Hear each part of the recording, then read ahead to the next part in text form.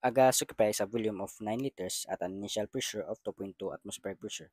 The volume of the gas is then changed to 7 liters. Calculate the change in pressure of the gas where delta P equals P2 minus P1. So before we proceed guys, we have to rearrange the formula first, which is copy the formula. P1 equals P2 times V2. To isolate this, we have to divide both sides by V2. Then cancel. So to isolate this, we have to copy the formula. P1 times V1 over V2.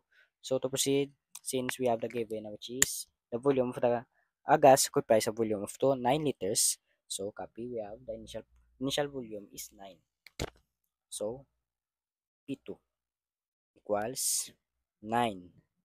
And then we have the initial pressure of 2.2. 2.2 times. And then the final volume is 7.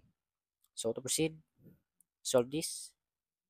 We have 2.2 times 9 is 19.8 divided by 7.